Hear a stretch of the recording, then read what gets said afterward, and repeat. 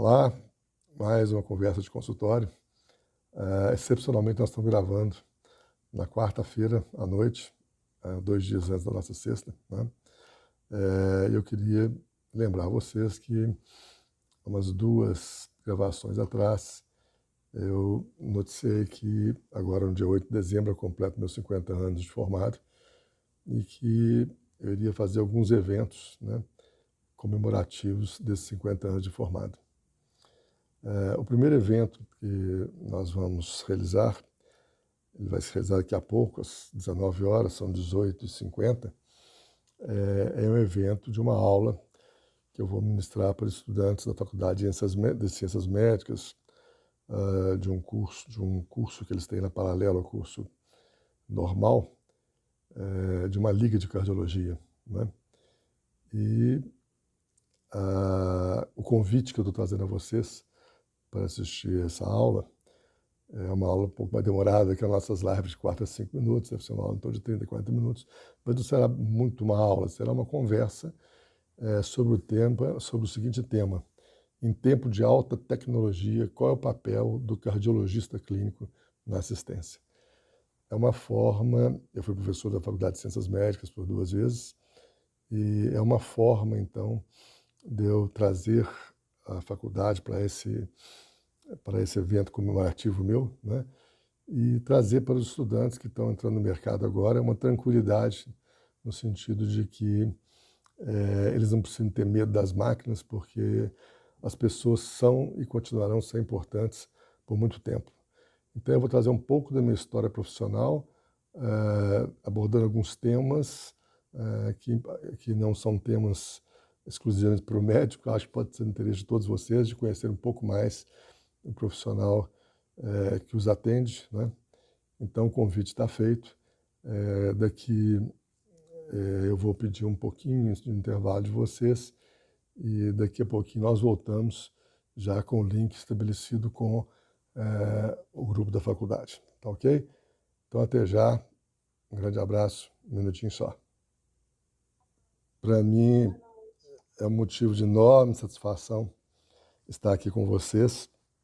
Na medida que a gente for conversando, vocês vão entendendo o motivo, vocês entenderão o motivo dessa minha alegria, né? Eu já queria avisar que nós não vamos dar uma aula, né? Eu preparei um bate-papo para ter com vocês e estava conversando com a Júlia uns minutos atrás, dizendo que eu gostaria muito de ter tido uma conversa desse tipo antes de me formar, porque algumas coisas sobre as quais nós vamos conversar aqui teriam encurtado muito do meu caminho, né, de 50 anos de formado. Para os que não me conhecem, meu nome é Marcos Almeida Magalhães Andrade Júnior, sou médico, cardiologista, e completo 50 anos de formado. Eu formei na UFMG em 71, e eu estou programando, na verdade, uma série de pequenos eventos para comemorar essa data, né? E quando o Júlia me chamou, eu vi nisso uma oportunidade de que o primeiro evento comemorativo dessa data minha fosse essa palestra, essa conversa que eu terei aqui com vocês, né? É um tributo meu à faculdade. Eu, por 2 ocasiões, participei ativamente aí da Faculdade de Ciências Médicas, né? De 73 a 78 eu dei aula na cardiologia. Na época você tinha aula por especialidade, essas aulas eram dadas na Santa Casa, o professor catedrático, o professor Arlindo Polizzi.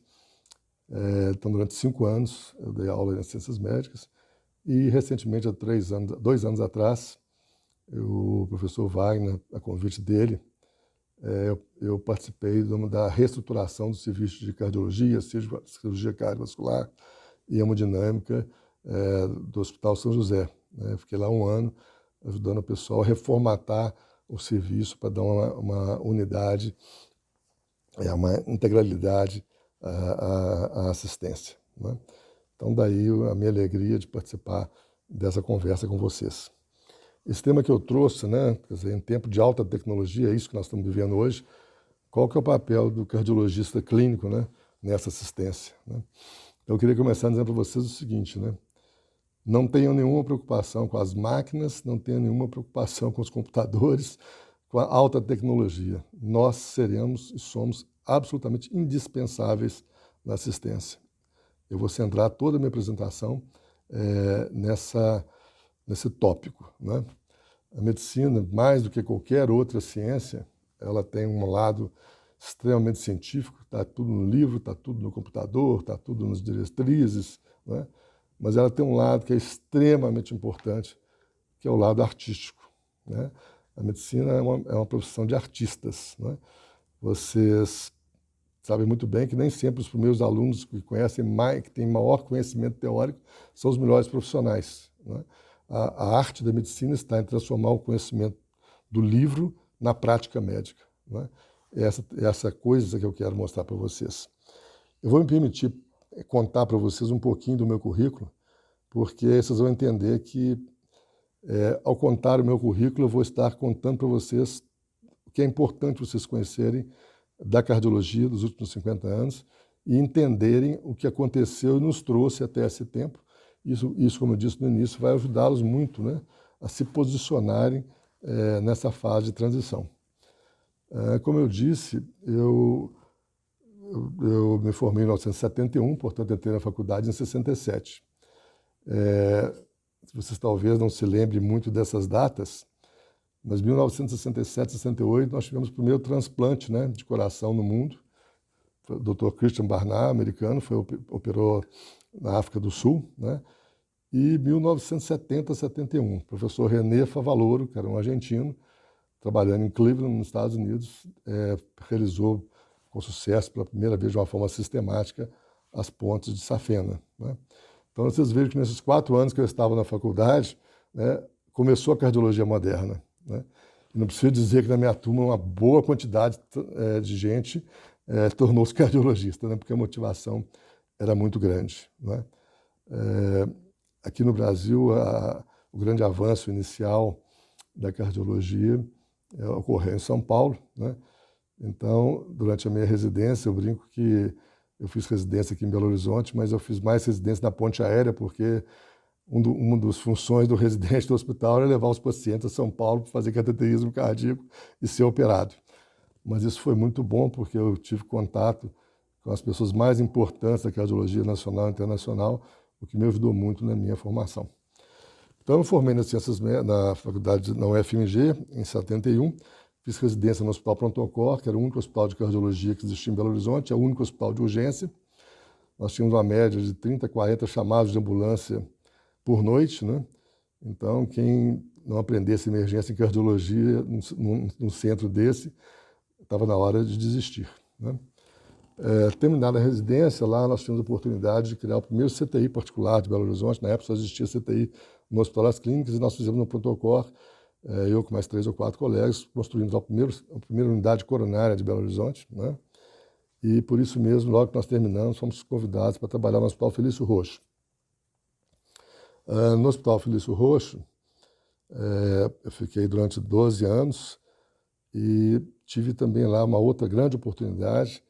Nós também começamos montando o primeiro serviço de ergometria aqui de Belo Horizonte, depois com uma colega que hoje ainda trabalha com eco, trouxemos o primeiro ecocardiógrafo para Belo Horizonte, participamos da criação do CTI, trabalhamos na unidade de pronto-socorro e no final desses 10 anos eu tive a oportunidade de coordenar todo esse processo, né, que envolvia hemodinâmica, cirurgia cardíaca, cardiologia clínica, né, e deixamos lá um legado bastante interessante num serviço que na época era o serviço de maior importância aqui em Belo Horizonte.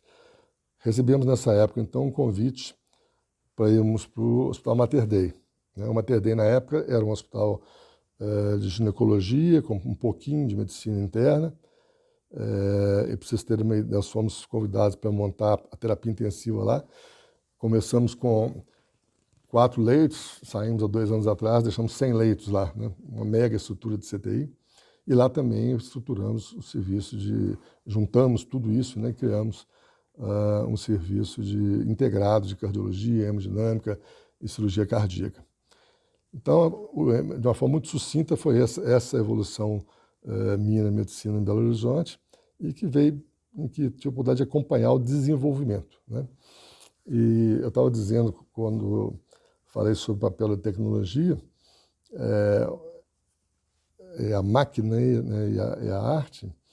Então, eu tive a oportunidade de ver hospitais, quando se colocou a primeira ressonância, né, ou a primeira hemodinâmica em Belo Horizonte, qual que era o melhor hospital da cidade? É o hospital que tinha uma ressonância ou tinha uma hemodinâmica, né? Hoje, o hospital tem 3 ou 4 ressonâncias, 3 ou 4 hemodinâmicas. Quem é o hospital melhor? É o hospital que tem o melhor médico que sabe fazer ressonância, que sabe fazer hemodinâmica, né? Então, a entrada na tecnologia, ela em nada atrapalha a presença e o conhecimento e a necessidade da nossa presença. Dentro desse aspecto ainda, né, da medicina como arte, eu gostaria de citar para vocês aqui, não sei se conhecem de nome, um dos grandes cirurgiões de Belo Horizonte, o Dr. Wilson Abrantes, foi professor da faculdade aí, da FMG, das Ciências Médicas, dos maiores cirurgiões gerais, era cirurgião-chefe do trauma, do pronto-socorro. Ele me presenteou há pouco tempo com um trabalho científico muito interessante realizado na Universidade da China. Na Universidade da China, quando os professores catedráticos vão se aposentar, eles fazem uma palestra, uma grande conferência, né, em que eles fazem um resumo da vida deles e deixam uma mensagem para gerações futuras, né? E esse trabalho dele, essa aula dele foi publicada, e nessa aula ele fala o seguinte, que qualquer médico que abordar uma pessoa que esteja andando na rua e examinar essa pessoa, ela vai encontrar, no mínimo, 100 situações, 100, número 100, uma centena, de oportunidades de fazer cirurgias. É uma pálpebra caída, uma verruga e tal. E, muito certamente, nenhuma delas com indicação cirúrgica. Vocês imaginem, professor catedrático da Universidade da China, quantos milhares de pessoas esse sujeito deve ter aposentado durante 70 anos trabalhando. E a mensagem que ele trouxe para gerações futuras, né, justamente nesse sentido, né? E aí eu já chamo a atenção muito de vocês, quer dizer, em medicina e na cardiologia especialmente, é muito mais fácil fazer e muito mais difícil não fazer, né? Quando para você dizer não precisa fazer esse exame, não, envolve muito mais responsabilidade, né? Então você tem que ter uma vivência, você tem que ter muita arte para entender, né, o resultado de um exame. Dificilmente um resultado de um exame, se você pegar um resultado de um cateterismo e se você quiser resolver se você vai indicar uma angioplastia, uma cirurgia, baseado no exame que você está vendo, muito provavelmente você vai errar, por um motivo muito simples. Aquele exame é de alguém, né? E o mesmo exame, se for da pessoa A, B ou C, dentro de um contexto clínico completamente diferente, dentro de dados diferentes, dentro de perspectiva diferente, né, poderá ter uma abordagem completamente diferente, né? Você pode encontrar lá uma lesão grave na DA, né, num paciente que tem um câncer que vai morrer daqui 2 meses, muito provavelmente não vai ser a mesma abordagem de um paciente que tem uma lesão de DA com 40 anos de idade, né?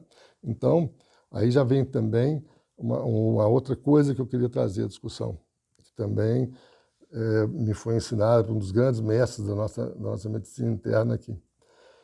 Quem faz faculdade de medicina não é o laboratório, é o médico, né? Então, o laboratório não faz faculdade. Então, o médico ele usa um exame complementar de diagnóstico, né, para definir as suas condutas a partir da base científica que ele tem, né? Vou só mudar uma coisinha aqui. Bom, como é que eu vou puxar aqui? A margem não está aparecendo aqui. Só um minutinho, gente. Não estou conseguindo ver a margem aqui. Vou descer aqui. Apareceu. Ok. Muito bem. Dentro desse aspecto da formação da gente, uma coisa, já que nós estamos falando que não são os exames que vão definir as nossas condutas, e nessa coisa da cardiologia, né, talvez seja a área que a gente tem mais exame, né? A cardiologia é o carro-chefe todo mundo corre atrás da gente, né? Tudo que começa em tecnologia praticamente começa na cardiologia, né? Então, dentro desse conceito da cardiologia, né, a gente precisa discutir alguns aspectos com você. Existe um aspecto positivo, né?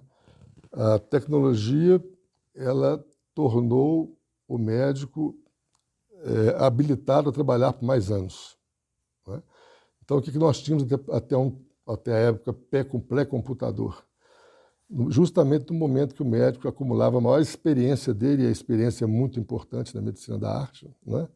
Ele começava a perder a memória, por questões de idade, por exemplo, né?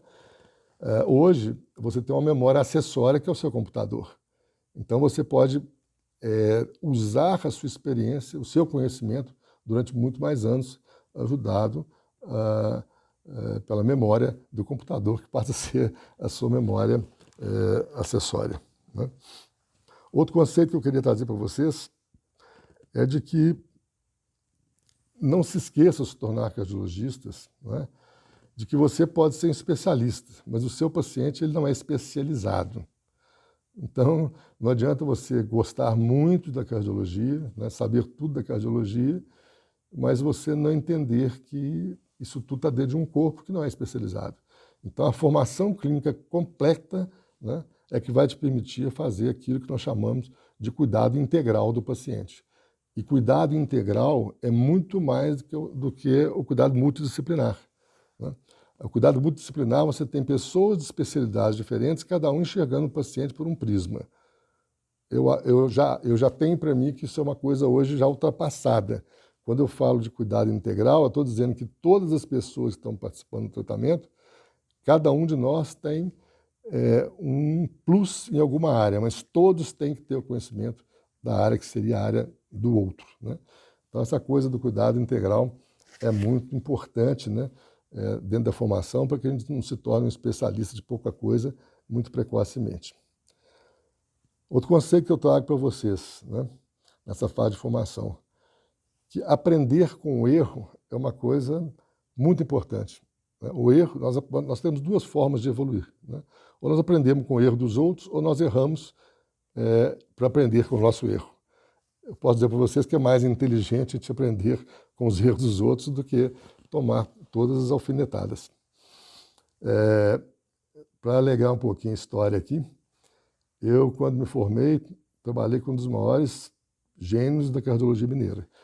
Era um médico que formou na primeira turma de Ciências Médicas, 54, Dr. José Vieira de Mendonça Filho. Trabalhei com ele no Hospital Protocolo, depois na clínica privada dele. Foi um dos primeiros brasileiros que foi estudar cardiologia, em outro fato histórico importante vocês saberem disso, né, no Instituto Nacional de Cardiologia do México. O Instituto Nacional de Cardiologia do México era o centro mais avançado de cardiologia do mundo. Se vocês forem lá nos livros de eletro, quem está lá? Todos os nomes dos sinais eletrocardiográficos, né, Sode, Palhares, Cabreira, todos os nomes de mexicanos, né? Então, o Dr. Vieira estudou no México e alguns anos depois, lógico, os irmãos americanos foram lá, pegaram os mexicanos todos, levaram para a Universidade do Texas e eles, então, se desenvolveram lá dentro. O Dr. Vieira me ensinou tudo que existia de cardiologia até aquela época dos anos 70. Então, aprendi muito com ele. Mas ele tinha uma faceta muito interessante da vida dele, que adorava a sala de espera do consultório dele. Ele tinha a clínica AAA de Belo Horizonte, né?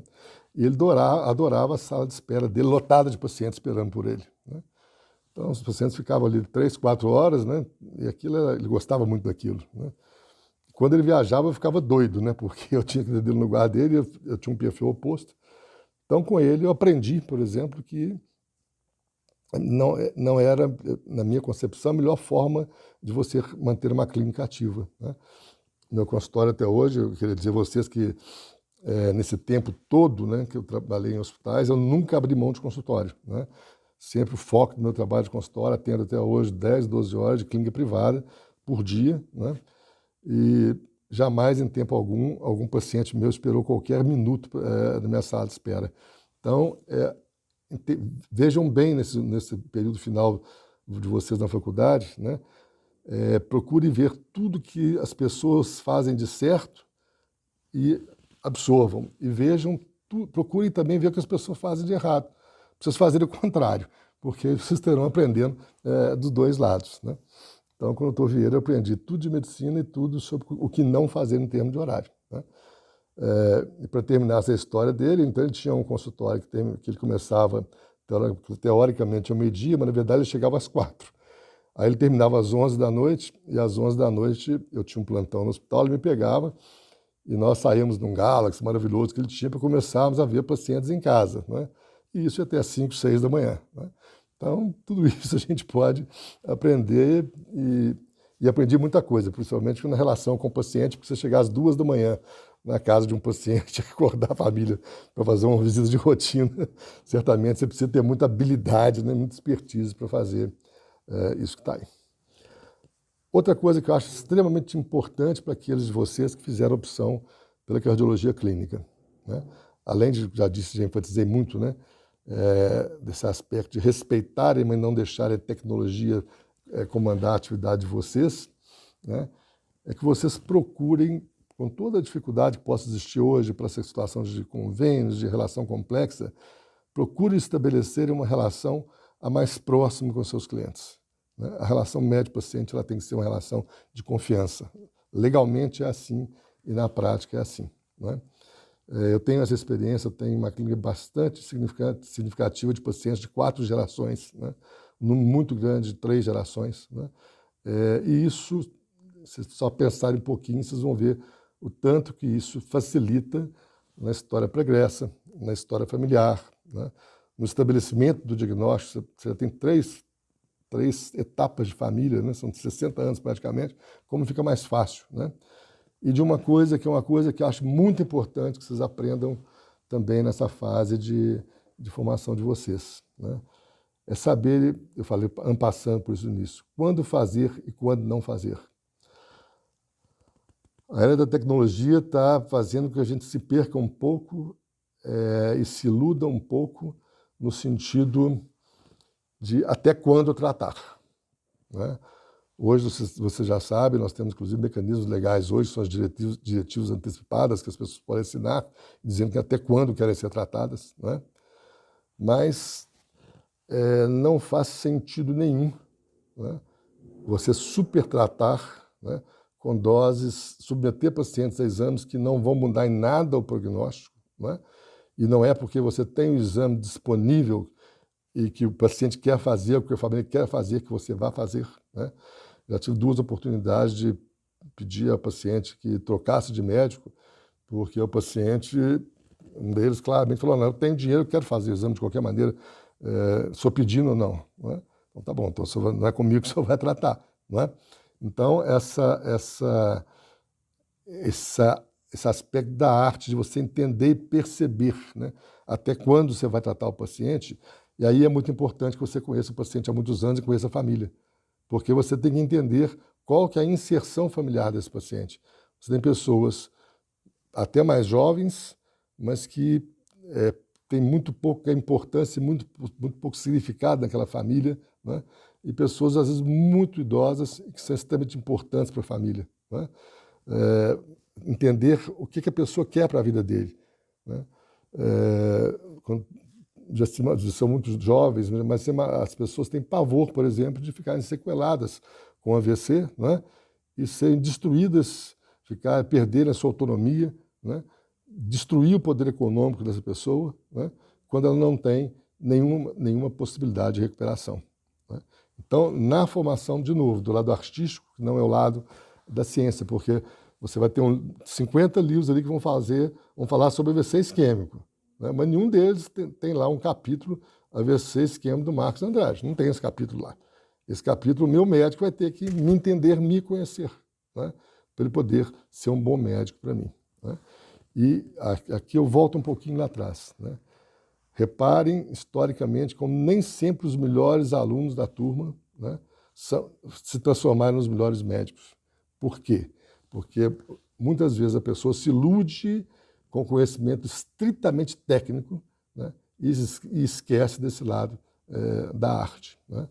Numa dessas idas minhas a São Paulo, ainda na residência, eu fui levar um dos pacientes para ser operado lá, já em desespero de causa. Vocês imaginem, era uma epopeia, né, gente? Estou falando da época, né, em que estava começando a ter ventilador, então você ia no avião de carreira, né, você como residente, morrendo de medo, pedia almoço para baixar lá aquele oxigênio, né, para você poder pôr no sujeito, você com a maleta, tratando o sujeito, né, é uma epopeia mesmo, né.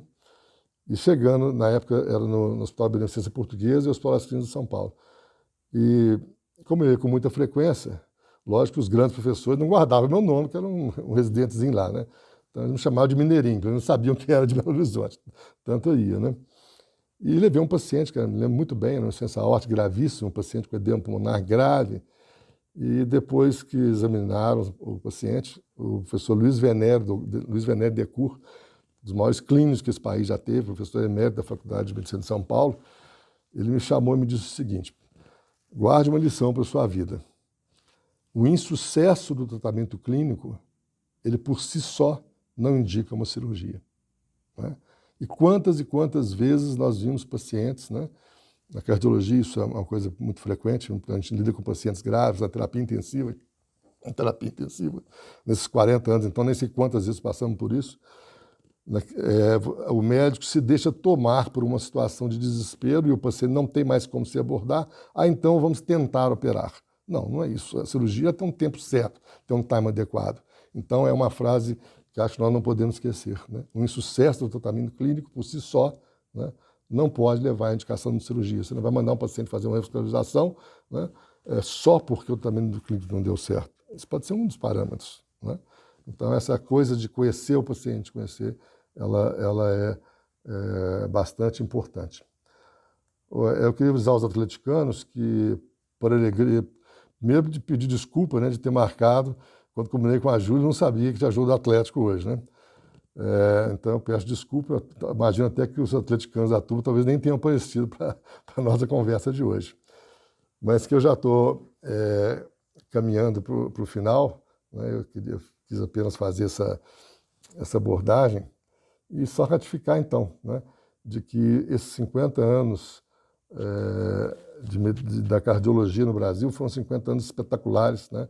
O Brasil sempre esteve à frente de tudo na cardiologia. Existe muita coisa para ser feito ainda, né?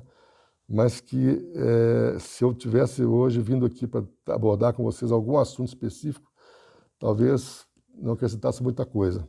Então eu quis trazer para vocês esse lado, que eu acho o lado mais espetacular do nosso médico, mais bonito, né? Principalmente para quem faz cardiologia, que é o lado da relação próxima com o paciente, conhecer tudo sobre a vida do paciente, né? E respeitar profundamente o nosso conhecimento tecnológico, mas jamais permitir que as máquinas dos exames tomem as decisões que nós devemos tomar. Repetindo lá atrás, quem fez faculdade, quem está fazendo faculdade, somos nós e não os aparelhos. Não é isso?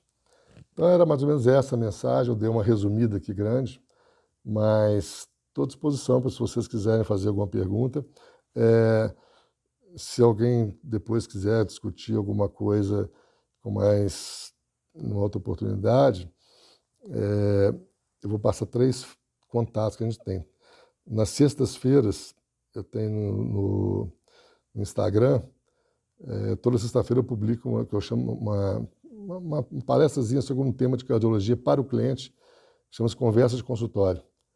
Toda sexta-feira a gente publica isso no Instagram. A minha clínica de cardiologia, chama-se Clínica Marcos Andrade, a gente tem um site, é clinicamarcosandrade.com, né? E no YouTube, cardiologista Marcos Andrade, eu tenho, então, todas essas palestras que eu publico para os meus pacientes, né, às sextas-feiras. Então, a gente procura, além dessa consulta nossa aqui, que parece mais um passeio, né, porque são 2 horas de consulta normalmente, a gente procura fazer várias outras vias de contato com o paciente, né? Então, assim, meu agradecimento de novo à Júlia, aos atleticanos que eu tirei de sala, e dizer do meu carinho pela Faculdade de Ciências Médicas, né, onde eu comecei lá atrás, em 73, como professor da aula prática e tive essa oportunidade, né, de fazer essa reformatação da Faculdade de Ciências Médicas do Hospital São José até 2 anos atrás, né? Daí o motivo para começar essa comemoração dos meus 50 anos, me aproximando de vocês, tomando essa meia hora para trazer essas mensagens para vocês. Espero não ter-os frustrado para quem esperava uma aula, mas essa vivência talvez possa ajudá-los em alguma coisa.